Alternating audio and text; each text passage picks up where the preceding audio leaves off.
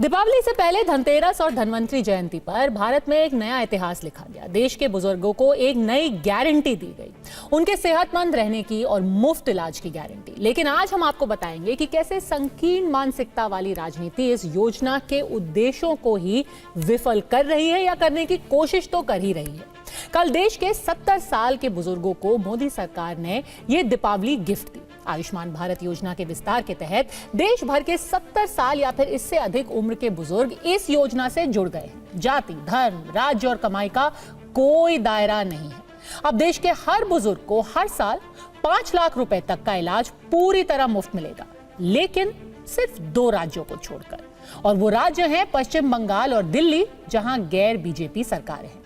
आयुष्मान भारत योजना 2019 से ही लागू है और तभी से इन दोनों राज्यों की जनता भी इस योजना की सुविधाओं से वंचित है। यही वजह है कि कल इस स्कीम की लॉन्चिंग के वक्त प्रधानमंत्री नरेंद्र मोदी ने इन्हीं दोनों राज्यों के बुजुर्गों से माफी मांगी। मैं दिल्ली के 70 साल के ऊपर के जितने बुजुर्ग हैं और पश्चिम बंगाल के 70 साल के ऊपर के जितने बुजुर्ग हैं, उनसे क्षमा मांगता हूं कि मैं आपकी सेवा नहीं कर पाऊंगा। मैं उनसे क्षमा मांगता हूं कि मुझे पता तो चलेगा आपको कष्ट है, मुझे जानकारी तो मिलेगी, लेकिन मैं आपको सहाय नहीं कर पाऊंगा। और कारण, दिल्ली में जो सरकार है और पश्चिम बंगाल में जो सरकार है, वो इस आयुष्मान योजना से जुड़ नहीं रही है। अपने राजनीतिक स्वार्थ के लिए अपने ही राज्य के बीमार लोगों के साथ जुल्म करने की वृत्ति, ये प्रवृत्ति मानवता की दृष्टि से किसी भी तराजू पर खरी नहीं उतरती है। और इसलिए मैं पश्चिम बंगाल के बुजुर्गों की माफी मांगता हूं, मैं दिल्ली के बुजुर्गों की माफी मांगता हूं। पीएम ने भावुक होकर दोनों राज्यों के बुजुर्गों से माफी मांगी, तो इस पर अब दिल्ली के पूर्व मुख्यमंत्री अरविंद केजरीवाल का जवाब आया है। उन्होंने दिल्ली में केंद्र से कहीं बेहतर फ्री इलाज की स्कीम लागू होने का दावा किया। आपको 5 रुपए की क्रोसिन चाहिए या आपको 50 लाख रुपए या 1 करोड़ रुपए का इलाज कराना है, सब कुछ फ्री है। हमारा कोई 5 लाख रुपए तक की लिमिट नहीं है।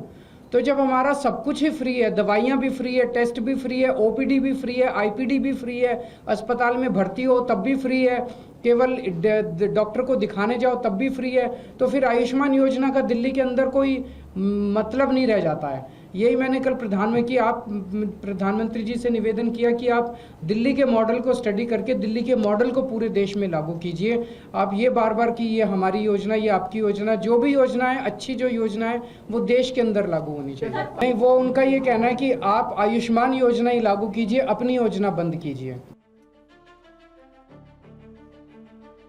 देखिए, राजनीति तो हो ही रही है, वो अपनी जगह है, लेकिन पश्चिम बंगाल और दिल्ली की सरकारों को दक्षिण के राज्यों से शायद सीख लेनी चाहिए, जहां बीजेपी की सरकार है नहीं, लेकिन आयुष्मान भारत के सबसे बड़े लाभार्थी ये राज्य ही हैं। 15 जनवरी 2024 तक इस योजना के तहत देश भर में 6.2 करोड़ लोग अस्पताल में भर्ती हो चुके थे, जिसके इलाज पर सरकार ने 79,227 करोड़ रुपए खर्च किए। जानते हैं इनमें सबसे बड़े लाभार्थी कौन कौन से राज्य रहे हैं? तो वो राज्य हैं तमिलनाडु, कर्नाटक, केरल, झारखंड, पंजाब, तेलंगाना और हिमाचल प्रदेश। बड़ी बात यह कि इन सभी 7 राज्यों में विपक्षी दलों की सरकारें हैं। आयुष्मान भारत योजना के तहत 45% हॉस्पिटलाइजेशन इन्हीं 7 राज्यों में हुए और इन्हीं राज्यों के हिस्से में इस योजना के कुल 33% फंड गए। इनमें भी सबसे ज्यादा तमिलनाडु के 102.2 लाख लोग आयुष्मान योजना के तहत हॉस्पिटल में भर्ती हुए, जिनके इलाज पर सरकार ने 887 करोड़ रुपए खर्च किए। दूसरे नंबर पर कर्नाटक रहा, जहां 70.8 लाख लोगों पर इस योजना के तहत 5,934 करोड़ रुपए खर्च हुए। तो तीसरे नंबर पर था केरल, जहां 54.4 लाख लोगों ने आयुष्मान योजना के तहत 5,535 करोड़ रुपए का मुफ्त इलाज करवाया। चौथे नंबर पर था तेलंगाना, जहां पर कांग्रेस की सरकार है। यहां के 13.2 लाख लोगों के इलाज पर सरकार ने 2,803 करोड़ रुपए खर्च किए।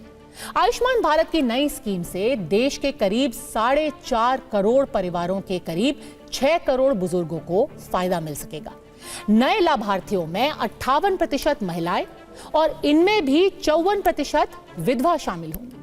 आयुष्मान भारत योजना के खर्च में केंद्र सरकार 60% योगदान देती है, तो बाकी 40% की जिम्मेदारी राज्य सरकार की होती है, जो पश्चिम बंगाल और दिल्ली की राज्य सरकारों को मंजूर नहीं है। दोनों राज्यों को इस योजना में शामिल शब्द प्रधानमंत्री से भी ऐतराज है। वो इसे मुख्यमंत्री, वो बदल करके इसे मुख्यमंत्री कर देना चाहते हैं। इस स्कीम का नाम आयुष्मान भारत प्रधानमंत्री जन आरोग्य योजना है, लेकिन पश्चिम बंगाल और दिल्ली की राज्य सरकारें इसमें से प्रधानमंत्री शब्द को हटाना और मुख्यमंत्री शब्द को अंदर लाना चाहती हैं। दक्षिण के राज्य अक्सर जीएसटी कलेक्शन में अपने हिस्से, डीलिमिटेशन जैसे मुद्दे पर केंद्र और बीजेपी को घेरते हैं। वो ये कहते हैं कि जानबूझ के दक्षिण के जो राज्य हैं उनके साथ पक्षपात किया जा रहा है, उनको अपना सही हिस्सा मिल नहीं रहा है। लेकिन आयुष्मान भारत जैसी स्कीम के सबसे बड़े लाभार्थी भी दक्षिण के ही राज्य हैं। इनमें सबसे पहला नंबर तमिलनाडु का आता है। ऐसे में पश्चिम बंगाल और दिल्ली को तमिलनाडु, केरल, कर्नाटका और तेलंगाना से सीखना जरूर चाहिए, जो मोदी सरकार की फ्री इलाज वाली गारंटी का फायदा उठाने में सबसे आगे हैं। और ये फायदा किसी सरकार या किसी राजनीतिक पार्टी का नहीं होता है, ये फायदा होता है उन लोगों का जिनको इन स्कीम्स में भरोसा है। तो परवा देश की में आज का सफर बस यहीं तक।